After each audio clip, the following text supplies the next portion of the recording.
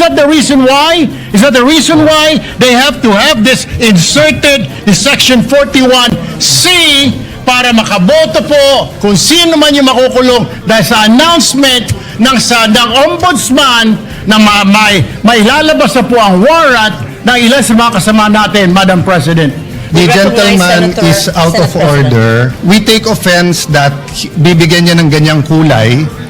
It's just like us saying, are you afraid if we have the hearing on the Blue Ribbon on flood control and mababanggit ka rin? You do not make that kind of statements here in the Senate because you assume good faith from everyone. That rule hindi minadili. May 11 pa ho yun. Given the right Madam to speak, President, I am the kanina movant pa po here. ako nakatayo dito at I need to nagtataas ng speak kamay. because I am the movant.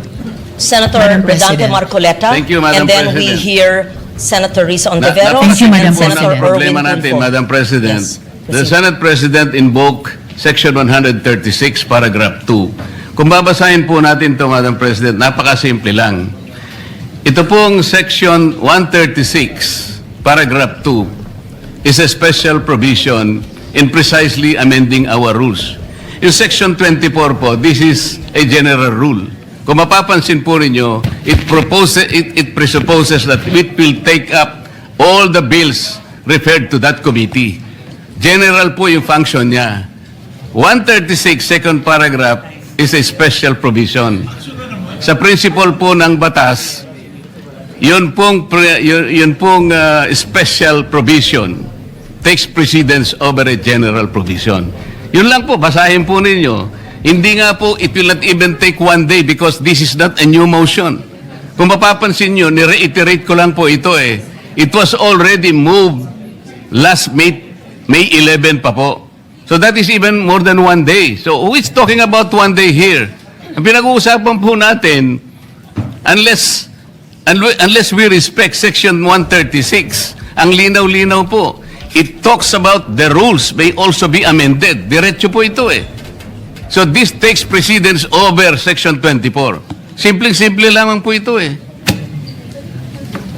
Madam President. Thank you, Senator Marcoleta. We recognize Senator Risa Ontiveros. Salamat, Madam President. Meron din po akong substantive na interpellation sa motion ngayong araw na nire-raise o itatalakayin ni Senator Marcoleta yung text na pinamudmod ni Senate President sa atin ngayong hapon. Pero una, gusto ko pong segundahan yung sinabi ni Senator Pangilinan. Bagong motion ito, Madam President. Bakit po? Sa ilalim ng Section 24, ni-refer yung unang mosyong binanggit ni Senator Marcoleta noon sa Committee on Rules. Ngayon kung sasabihin na ibinalik yung mosyong iyon, yung unang mosyon ni Senator Marcoleta sa plenary, sino ang gumawa nun? Dapat ang Committee on Rules.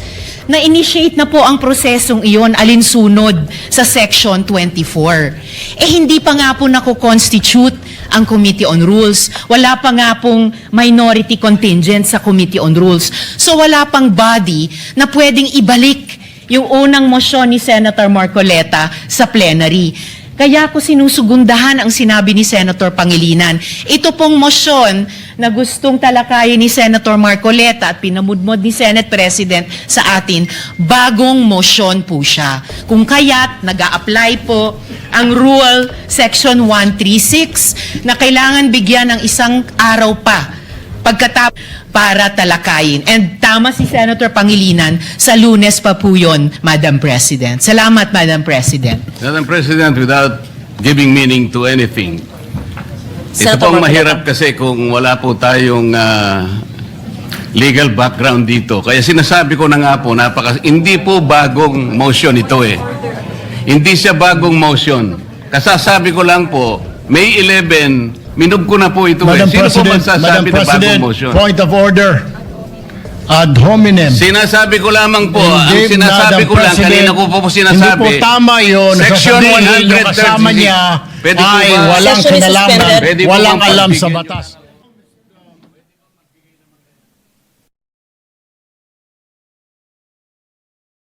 I'm listening to the two senators and as I mentioned kanina na wag na tayong gumamit ng brasuhan, etc. And I see the point of Senator Risa, but I'm also listening to Senator Marcoleta. It's kumbaga sa libro, iba yung love language, but I don't think they're meant to be any offense. Having said that, we're only discussing whether we will take up the amendment or not. And we have exhausted already all the arguments. This is a simple motion, so I move that we divide the House. May I reiterate my motion. Then we can go into the merits and they can try to convince us whether or not we agree. So the motion is to take up the amendment to our rules as proposed by Senator Marcoleta. The objection is that it is not in order because we did not follow our own rules. Madam Chair, Madam President, Before that, Madam President, yes, we recognize Senator Erwin Tulfo. Madam President, my question is, why is the majority in such a hurry to tackle this motion? This allowing a senator for justifiable reasons to attend and participate in the session through teleconference, whereas in Rule 14, Section 41, under B, it says convene and hold a session through teleconference, video conference, or other reliable forms of remote or electronic means using appropriate informations and communications technology system due to force majeure, Madam President, or the occurrence of a national emergency. I guess, Madam President, this justifiable reason, what is that? Does that fall under force majeure or does it fall under national emergency, Madam President? My question Madam is, Chair. why are we in so hurry? Why are they, the majority, in a hurry to tackle this motion and divide the House, Madam President? We need answers in the minority. Madam Chair. Or is it because, Madam Chair, they are in a hurry because of news reports that probably two of our colleagues might land in jail this weekend? Is that the reason why? Is that the reason why they have to have this inserted, the Section 41C, para makaboto po kung sino man yung makukulong dahil sa announcement ng ombudsman na may lalabas na po ang warrant ng ilan sa mga kasama natin, Madam President.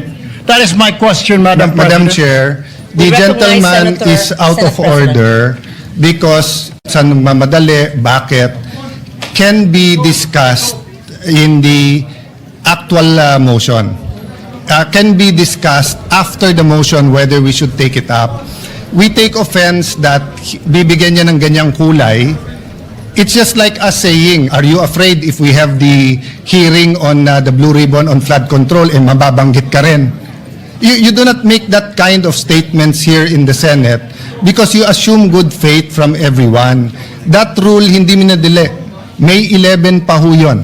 So, Madam Chair, I move that we divide the House. And the voting will be done via viva voce. Madam President, Minority Leader. I move to adjourn or a quorum call.